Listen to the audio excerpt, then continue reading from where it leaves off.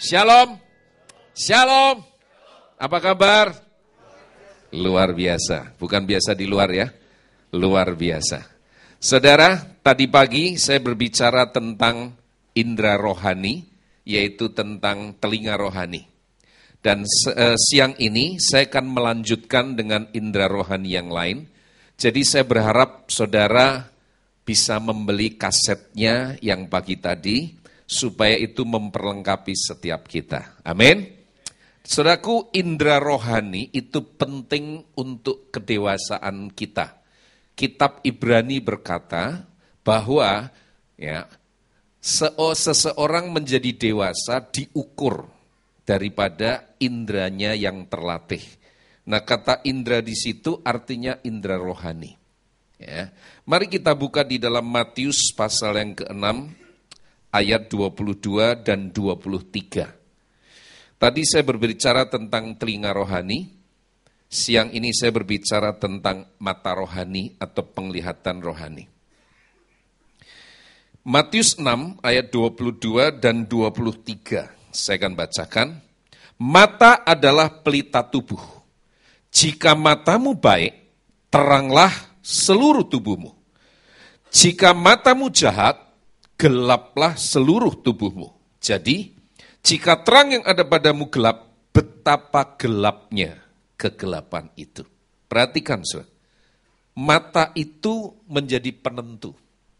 Begitu penting karena mata adalah pelita bagi hidup kita. Jika matamu baik, maka seluruh hidup saudara itu jadi terang. Tapi jika mata saudara jahat atau tidak baik, maka gelaplah seluruh kehidupan kita. Saudaraku, mata di sini tidak berbicara tentang mata jasmani, tapi berbicara tentang mata rohani. Jika saudara memilih hidup dengan mata jasmani, maka itu akan membuat banyak hal yang buruk itu akan terjadi.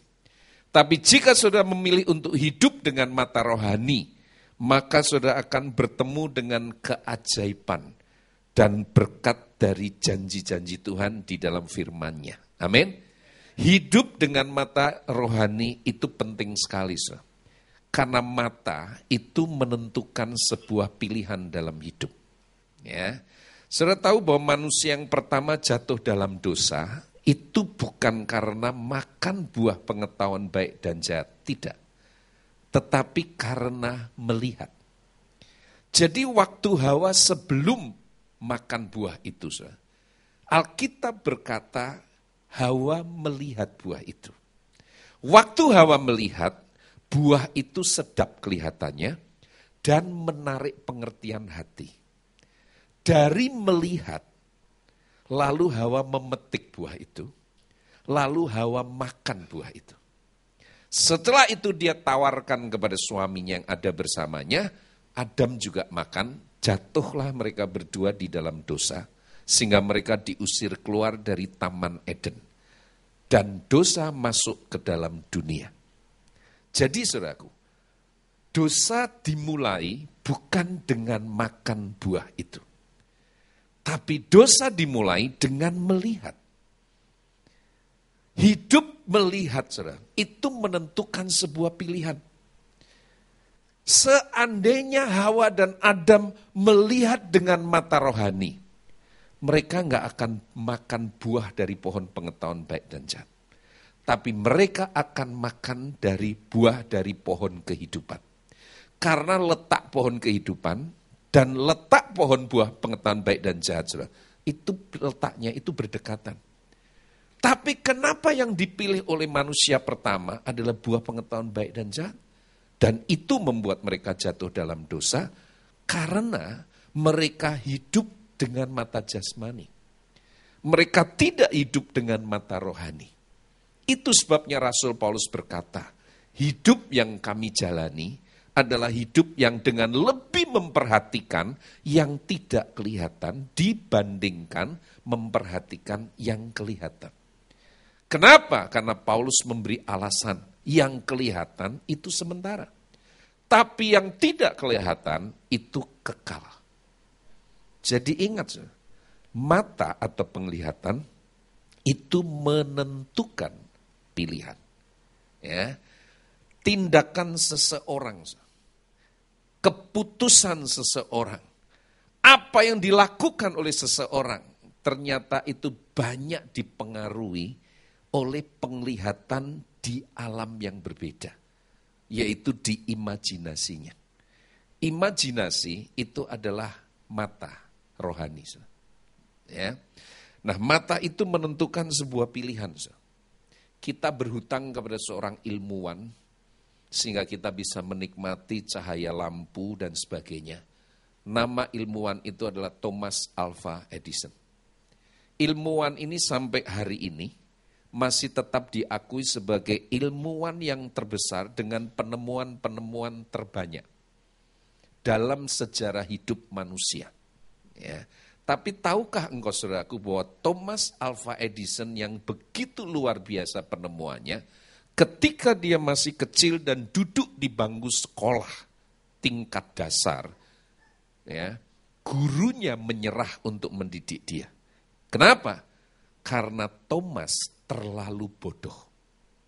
Saking bodohnya Thomas sampai gurunya menyerah untuk mendidik dia. Satu hari ketika Thomas akan pulang sekolah, dia dipanggil oleh gurunya. Lalu gurunya menitipkan sebuah surat di dalam amplop, dan gurunya berpesan, jangan buka surat ini di tengah perjalanan. Tapi berikan surat ini kepada orang tuamu. Thomas tidak tahu apa isi surat itu. Jadi sebagai anak kecil, dia dengan riang gembira pulang ke rumah, sampai di rumah dia serahkan surat itu kepada ibunya. Ketika ibunya buka surat itu dan baca isinya, langsung air mata mengalir. Mamah Thomas menangis. Kenapa? Karena isi surat itu berisi tulisan, kami minta maaf yang sebesar-besarnya, seluas-luasnya, sedalam-dalamnya. Karena kami para guru dari anak Anda, Thomas Alva Edison, sudah tidak mampu lagi mendidik anak Anda. Karena anak Anda yang bernama Thomas Alva Edison terlalu bodoh untuk bisa dididik. Dan kalimat berikutnya di surat itu adalah, mulai besok, Thomas anak Anda tidak usah datang ke sekolah lagi. Thomas yang masih kecil tidak tahu pada waktu dia bawa surat itu dengan nyanyi-nyanyi senandung, dengan riang gembira, ternyata itu adalah surat eksekusi kematian pendidikan dia di sekolah. Dan ketika dia berikan kepada ibunya dan ibunya baca, dia lihat ibunya nangis. Kenapa mama nangis? Apa isi surat itu? Ibunya berkata, Thomas, isi surat itu menyatakan bahwa kamu diberhentikan dari sekolah. Kenapa? Karena guru-guru kamu sudah mencoba untuk mendidik kamu, tetapi kamu tidak bisa dididik. Dan menurut mereka, kamu terlalu bodoh. Mereka tidak sanggup lagi untuk didik kamu. Lalu mamah Thomas dengan air mata, dia melihat wajah anaknya. Lalu dia berkata, Thomas, lihat mata mama. Mulai sekarang mama mau beritahu kepada kamu. Sekalipun guru-gurumu menolak kamu, sekalipun seluruh dunia menolak kamu, ingat baik-baik. Mulai sekarang mama yang akan didik kamu. Dan sejak saat itulah Thomas berhenti sekolah formal. Dan dia homeschooling dan gurunya adalah mamanya sendiri. Dan mamanya berkata, Thomas, kamu bukan anak yang bodoh. Kamu anak yang luar biasa. Kamu anak yang jenius. Kamu anak yang luar biasa. Saudara, kalau hari ini dunia bisa menikmati seluruh penemuan Thomas Alva Edison yang begitu luar biasa, sebetulnya kita tidak berhutang kepada ilmuwan ini. Kita sebetulnya berhutang kepada seorang wanita yang sederhana, yaitu ibunya Thomas. Seandainya waktu itu ibunya Thomas setuju dengan apa yang gurunya lihat atas diri Thomas, dunia akan mengalami kerugian besar. Dunia akan mengalami kehilangan seorang ilmuwan yang terhebat sepanjang masa. Kenapa hari ini kita bisa menikmati semua penemuan itu? Karena ada seorang ibu yang hebat. Ada seorang wanita yang hebat. Yang tidak pernah mengizinkan orang lain memandang anaknya itu bodoh. Dia lihat anaknya dengan mata rohani. Dia lihat anaknya dengan imajinasi yang luar biasa. Bahwa satu hari, Thomas, kamu akan menjadi orang yang hebat. Dan itu terbukti. Saudaraku, Mama Thomas adalah anak Tuhan. Yang hidup dengan mata rohani. Kalau dia hidup dengan mata jasmani, pasti dia setuju dengan guru-gurunya Thomas. Dan mungkin dia akan berkata, Thomas, kalau guru-gurumu saja nggak bisa didik kamu, nak, apalagi mamahmu.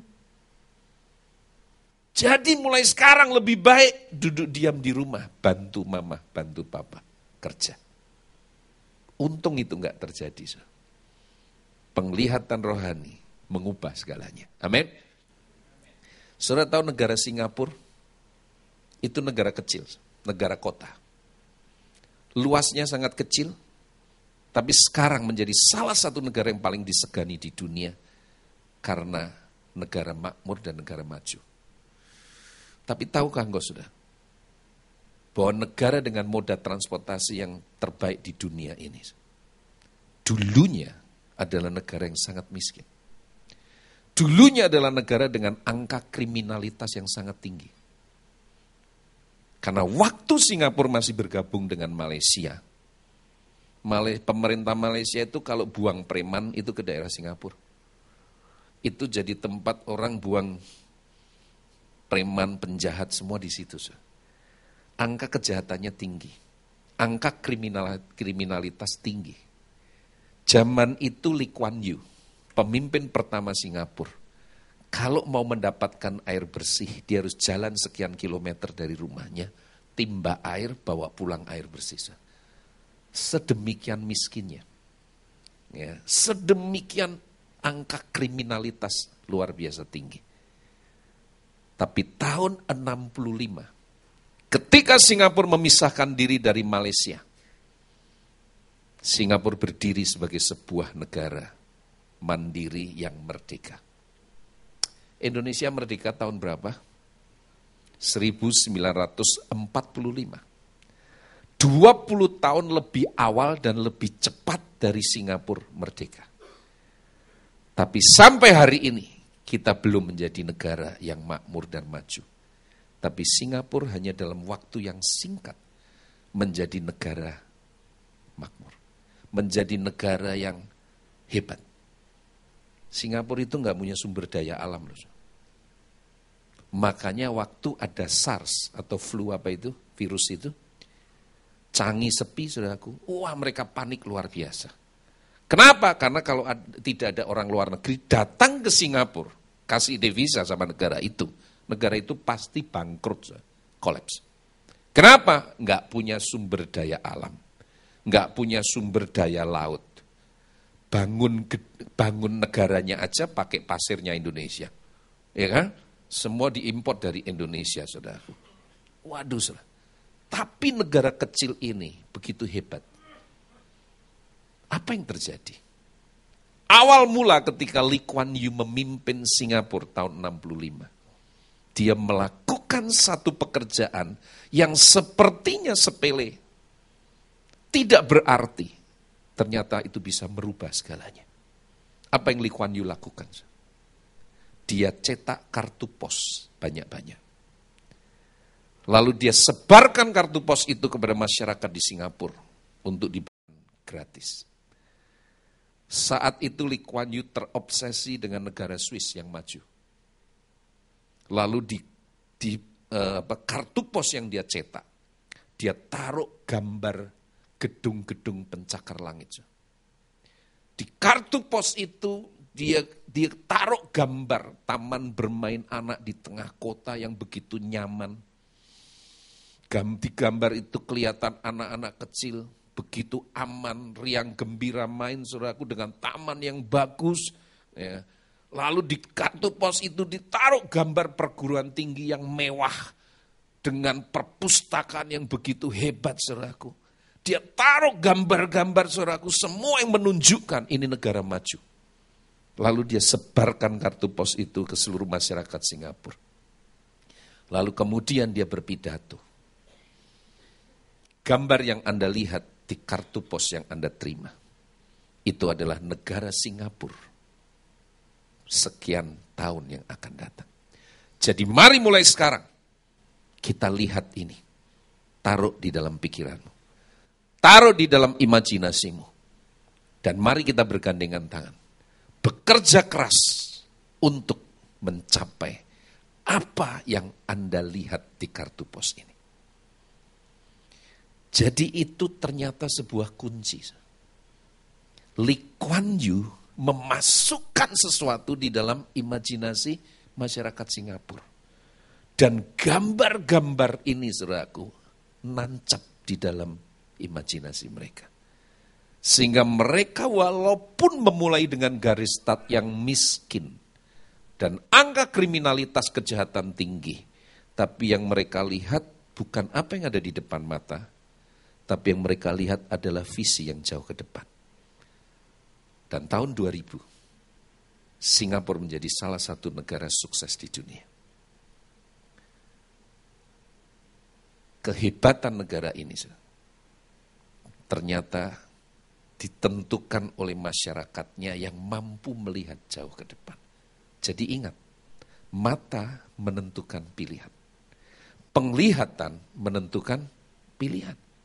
Nah kalau orang dunia mengisi imajinasinya saja dengan hal-hal yang seperti itu, hasilnya bisa begitu dahsyat.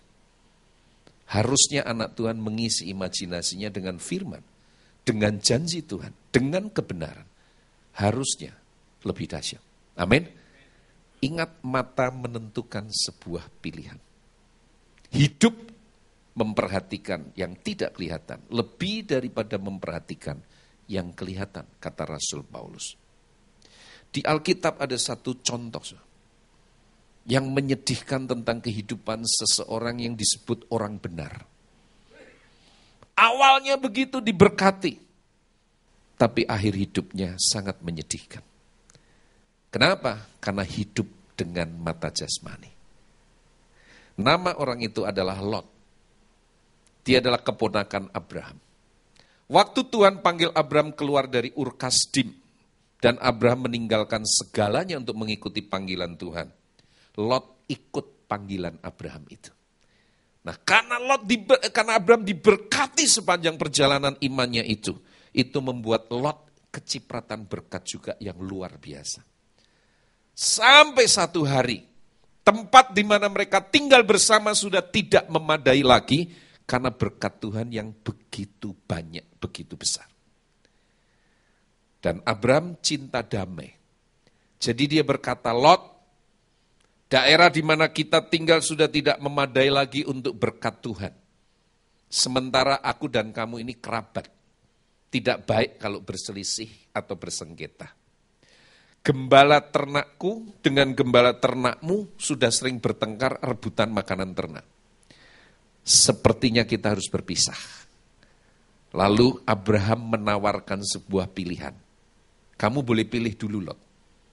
Kamu pilih kanan, aku pilih kiri. Kamu pilih kiri, aku pilih kanan.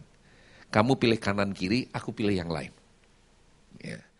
Kalau Lot tahu diri, dia akan jawab begini, Abraham, aku ini diberkati karena ikut kamu. Seandainya kita harus berpisah karena berkat Tuhan yang banyak, seharusnya yang pilih tempat dulu adalah kamu, bukan aku. Tapi dasar Lot, hidupnya dengan mata jasmani. Jadi ketika dia diberi pilihan untuk memilih lebih dulu, wah dia langsung sambut itu, yes. Lalu dia memilih sebuah tempat. Tempat mana yang dia pilih? Lembah Yordan ada di sebelah timur sungai Yordan. Nah, mari kita lihat Kejadian pasal 13 ayat 10.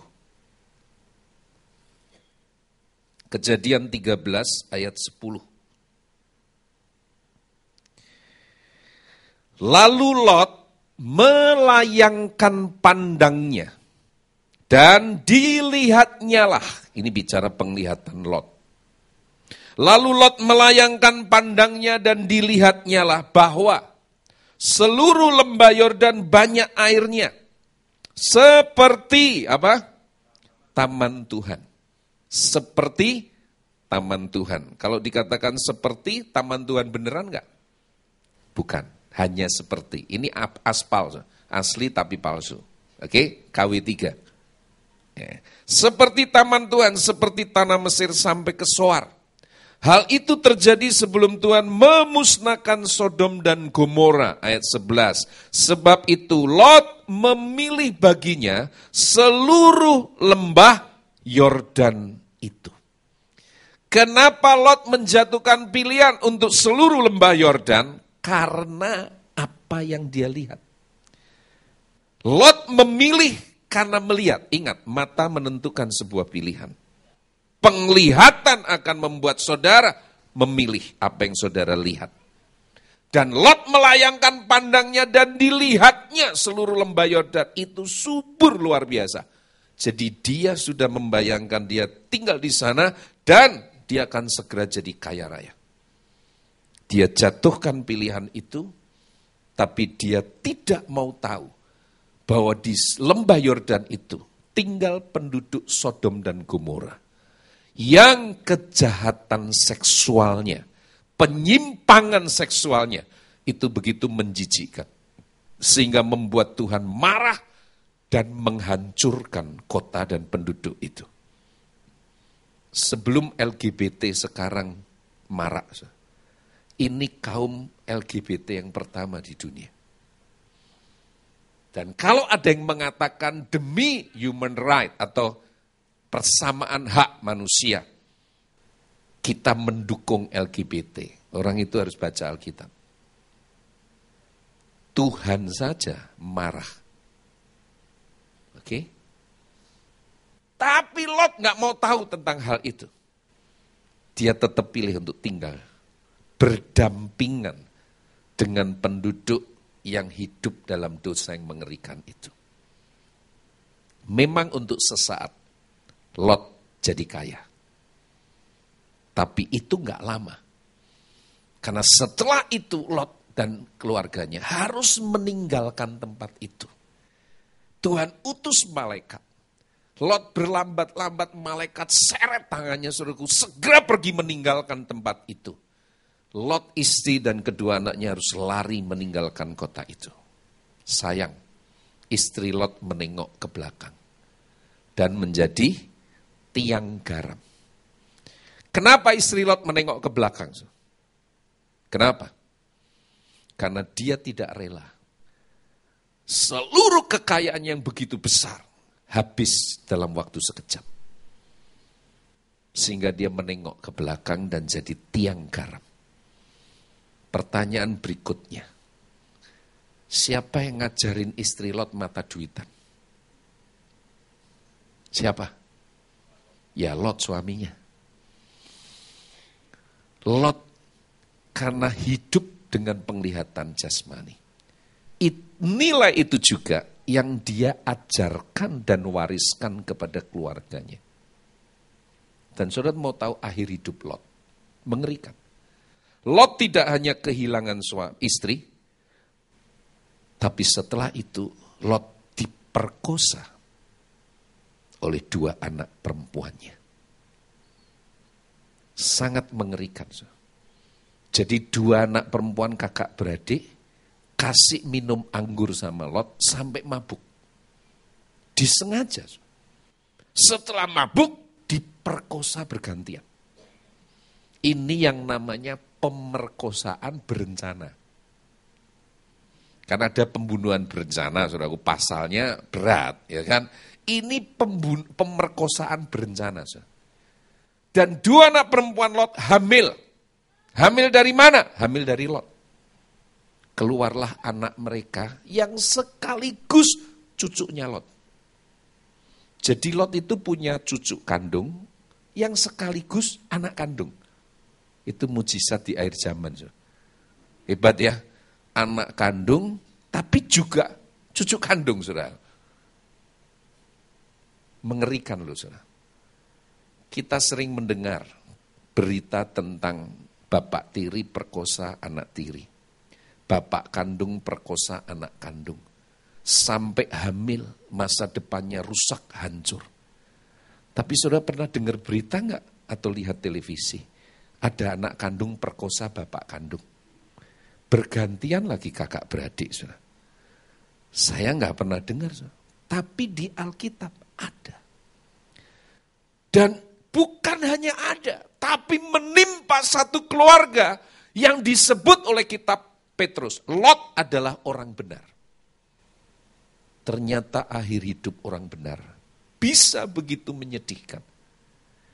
Coba kita lihat sebaliknya apa yang terjadi dengan hidup Abraham. Karena Lot memilih tanah yang subur, Abraham kebagian tanah yang gersang. Tandus tidak produktif. Tapi Abraham hidup dengan mata rohani. Jadi Tuhan berkata kepada Abraham, lihat dan pandang sekelilingmu, lalu jalani seluruh tanah ini. Dan lihatlah dengan mata rohani. Aku akan menyerahkan tanah ini kepada kamu dan keturunanmu. Tanah yang tandus bersama dengan anugerah Tuhan akan menjadi tanah yang luar biasa, subur dan menghasilkan. Amin. Tapi tanah yang subur, bisnis yang luar biasa, berkat yang begitu besar, jika tanpa anugerah Tuhan, itu akan selesai.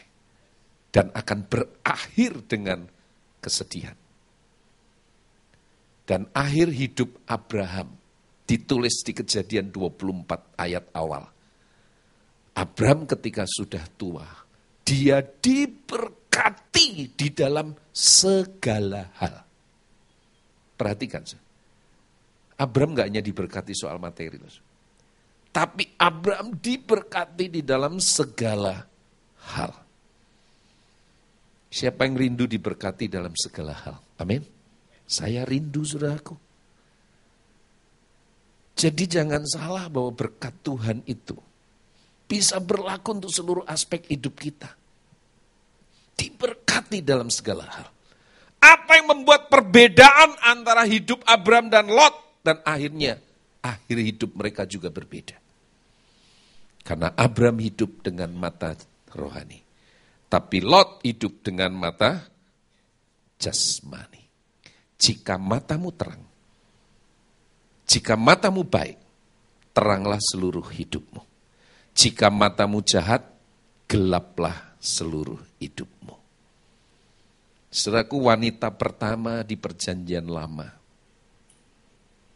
hidup dengan mata jasmani dan makan buah pengetahuan baik dan jahat, dan akhirnya jatuh dalam dosa dan diusir keluar dari Taman Eden. Tapi wanita pertama di perjanjian baru, yaitu Maria, hidup dengan mata rohani. Dan dia sanggup menjalani semua penderitaan yang dia harus lewati. Oleh karena dia melihat sesuatu yang jauh di depan. Itu adalah janji Tuhan. Amin. Loh, Maria itu enggak gampang loh. Itu kalau wanita normal hidup dengan kekuatan sendiri, mungkin sudah gila. Hamil tanpa suami. Zaman itu, saudaraku, hukumnya kalau ada wanita yang ketangkap berbuat zina, itu dirajam dengan batu sampai. Jadi Maria waktu itu, saudara, resiko yang dia harus hadapi itu adalah nyawanya. Kematian. Hukuman rajam batu. Dan Maria tinggal di Nazaret. Sebuah kota kecil di daerah pegunungan.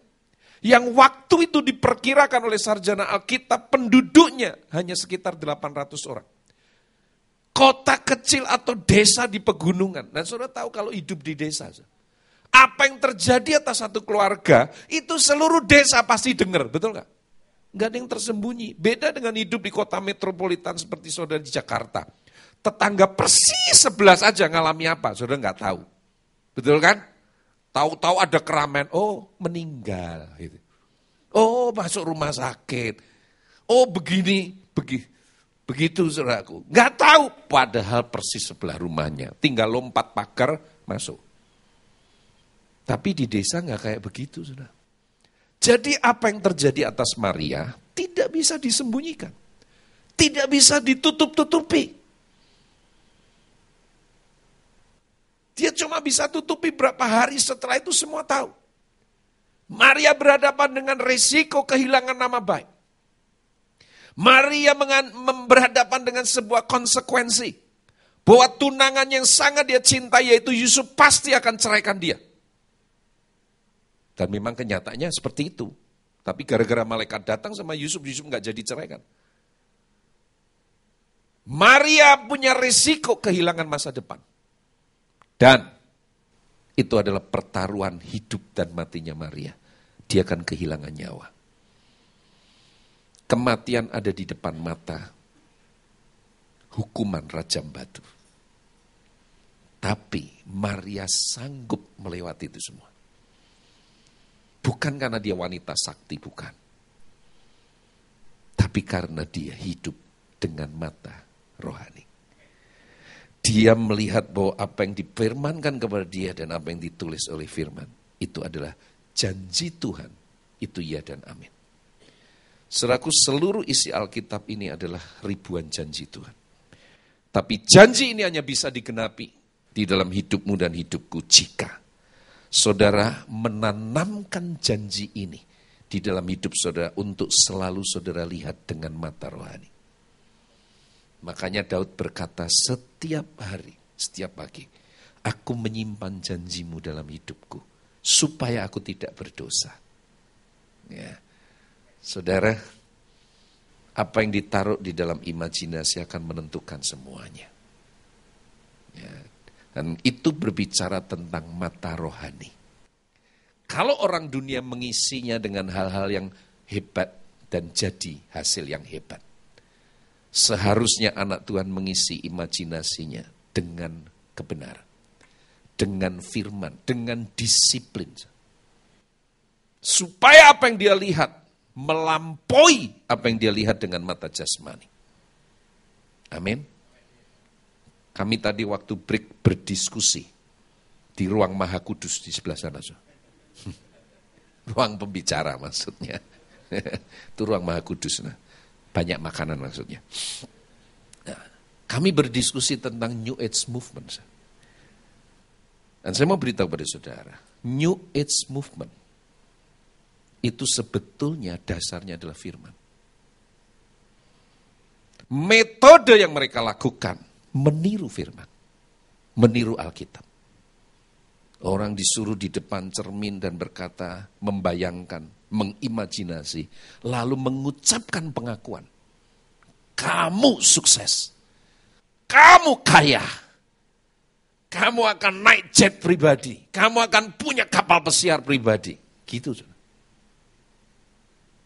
Lalu mereka berkata, kalau keyakinanmu seperti itu yang kamu ucapkan, yang kamu imajinasikan, tidak tergoyahkan. Seluruh alam semesta akan men-set dirinya untuk ditarik memenuhi apa yang kamu inginkan. Dan itu yang terjadi. Sama ya kayak firman Tuhan. Kalau saudara lagi sakit, belum sembuh nih, tapi ngomongnya apa? Oleh bilur Yesus, aku sudah sembuh. Sudah sembuh belum? Belum, tapi saudara mengucapkan pengakuan iman, confession. Loh kok mirip ya? Kok sama ya? Ternyata ada beda. Bedanya adalah New Age Movement. Pusat dari semua keinginan itu adalah diri sendiri. Self-centered. Tapi firman Tuhan mengajar kepada kita. Seluruh pengakuan iman kita, semua yang kita imajinasikan dengan janji Tuhan, itu pusatnya adalah Kristus. Jadi kita harus jadi, bukan seperti yang saya inginkan. Saya harus jadi seperti yang Tuhan Yesus inginkan. Amin. Makanya salah satu tujuan hidup kita adalah serupa dengan Kristus. Kalau saudara diberkati Tuhan dengan kekayaan dan bisnis luar biasa, jangan didik anak saudara jadi konglomerat. Konglomerat itu hanya bonus dari Tuhan. Tapi didik anak saudara jadi seperti Kristus. Kalau saudara hidup dengan pelayanan yang diberkati Tuhan, jangan didik anak saudara jadi seperti saudara. Tapi didik anakmu jadi serupa dengan Kristus. Maka dia akan melayani dengan luar biasa. Amin. Maka dia akan diberkati dengan bisnis yang luar biasa. Itu semua bonus. Tapi arah fokus serupa Kristus. New Age jadi diri sendiri. Pusat senternya itu aku. Tapi firman mengajar kita pusatnya Kristus. Harus Kristus. Nah, sangat menyedihkan jika kita jadi anak Tuhan, jadi orang Kristen. Tahu bagaimana cara kita diberkati. Firman Tuhan ajar caranya, tapi pusat hidupnya aku. Menyedihkan. Gak ada beda dengan orang New Age Movement. Kita harus berbeda dengan dunia. Amin. Ya. Mari kita lihat Mazmur 119. Ini ayat terakhir mudah-mudahan. Mazmur 119 ayat 18.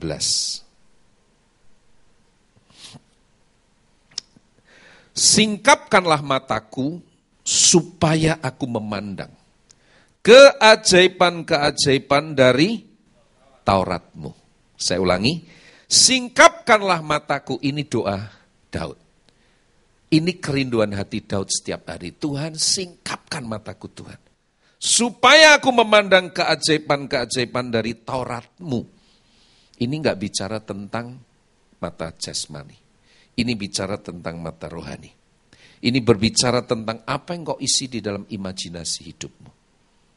Imajinasi pikiranmu, saudara. Singkapkanlah mataku ya Tuhan supaya aku memandang keajaiban-keajaiban dari Taurat-Mu. Ternyata Taurat Tuhan atau firman Tuhan di dalamnya mengandung banyak keajaiban. Katakan amin. Kenapa? Karena di dalam firman Tuhan ada ribuan janji Tuhan yang ajaib.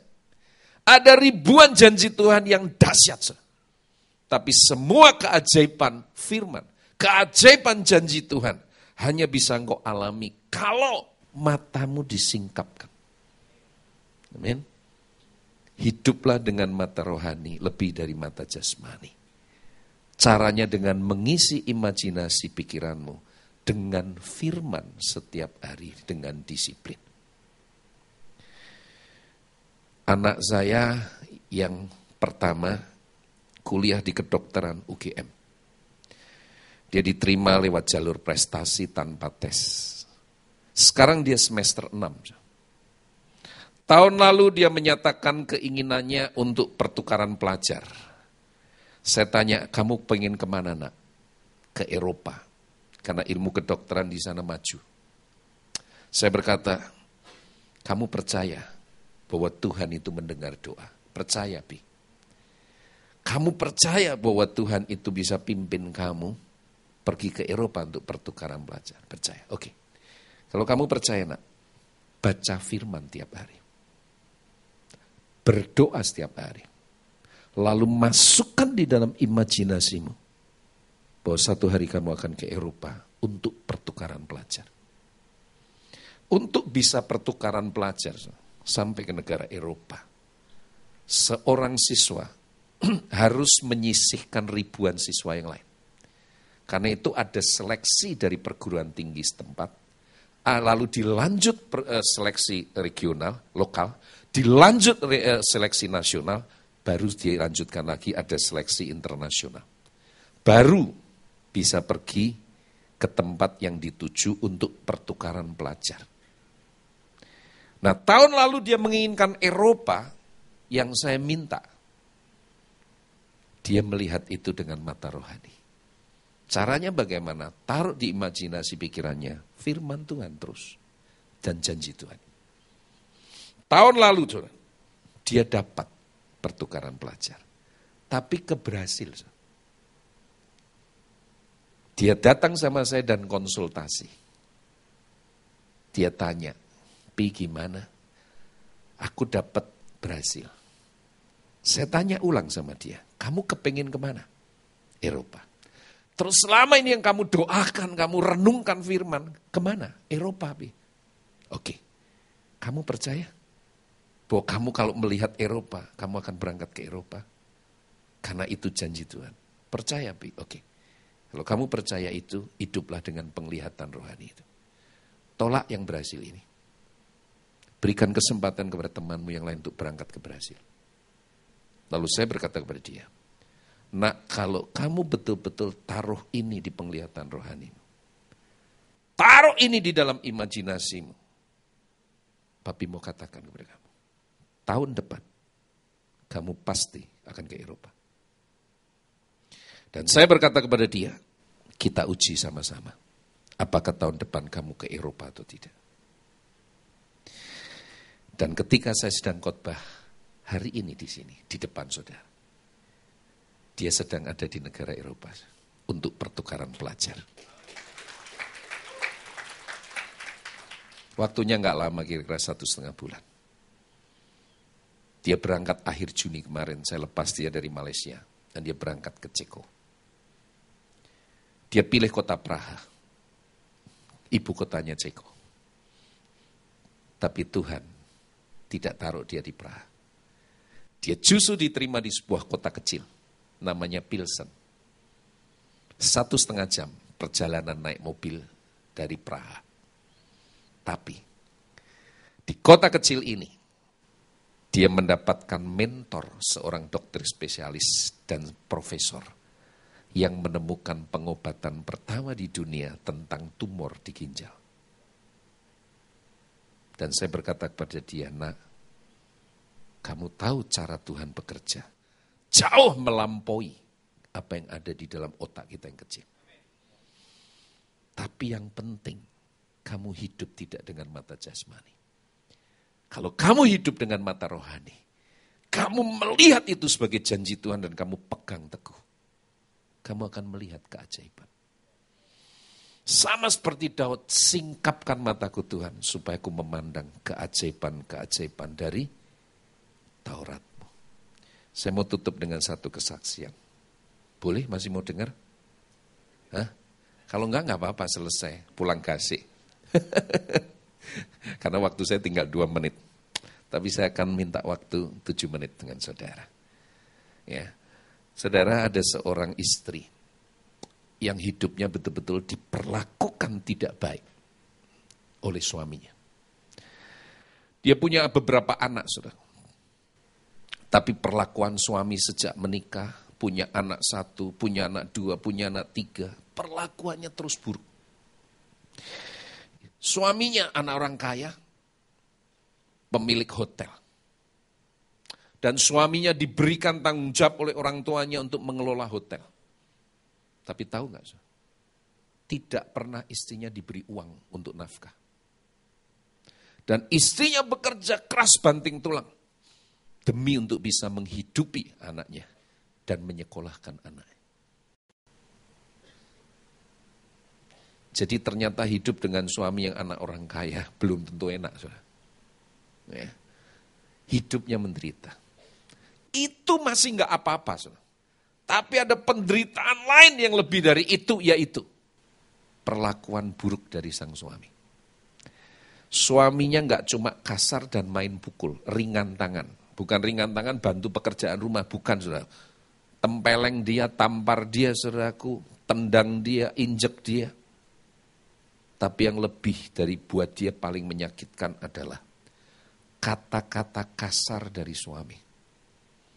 Itu kalau suaminya ngomong saudaraku, waduh saudara, sangat tidak pantas untuk seorang wanita. Saya nggak tega mau tirukan, saudara. Karena itu nggak layak saudara dengar. Seorang suami yang tekan istri, siksa istri, lahir dan batin. Nggak cuma ringan tangan pukul, tapi kata-katanya itu luar biasa, saudaraku, menyakiti. Merendahkan, melecehkan harkat seorang wanita. Dan puncaknya satu hari, dia diseret keluar rumah, diusir. Nggak ada salah.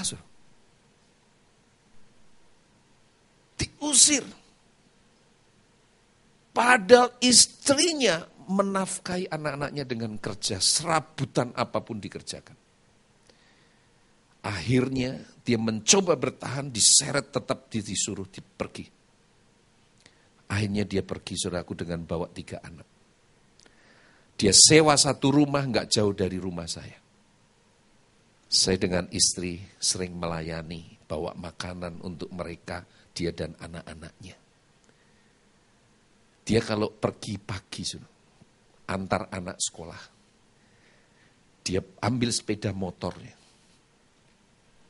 Dia satu orang di atas sepeda motor, dia boncengin 3 anak. 1 di depan, 2 di belakang dia. Lalu dia pakai selendang, dia ikat 3 anaknya itu jadi satu dengan tubuhnya. Supaya apa? Supaya kalau sampai di sekolah, anaknya nggak ada yang kececer di jalan, saudara. Karena anaknya masih kecil-kecil, 1 di depan, 2 di belakang, saudaraku. Dia nanti siang, saudaraku, juga begitu, antar anaknya pulang ke rumah, saudaraku. Waduh, bukan hanya itu. Berempat naik sepeda motor, masih bawa banyak barang dagangan. Kue, roti, saudaraku, pakaian, apapun untuk bisa dijual. Tapi ternyata semua pengorbanan dan perjuangannya tidak pernah sedikit pun dihargai oleh suaminya. Suaminya tengok enggak? Tengok. Secara berkala suaminya datang. Tapi bukan datang untuk kasih uang. Datang bukan untuk menyatakan rasa kangen dengan istri dan anak-anak. Tidak. Ini yang menyakitkan. Datang untuk menginap semalam karena mau minta seks dari istrinya. Ini suami model kayak begini kira-kira diapain? Buang ke Tanjung Priok, saudaraku, di laut ya. Sebelum buang ke laut, kalungin batu yang berat. Bayangkan, saudara, udah gak menafkahi, usir istri anak keluar, saudaraku. Mereka kontrak di rumah sederhana, saudaraku, murah. Datang, saudaraku, cuma mau minta seks. Besok pulang lagi ke rumah dia sendiri, tanpa rasa bersalah. Nanti lain waktu datang lagi, minta seks lagi dari istrinya.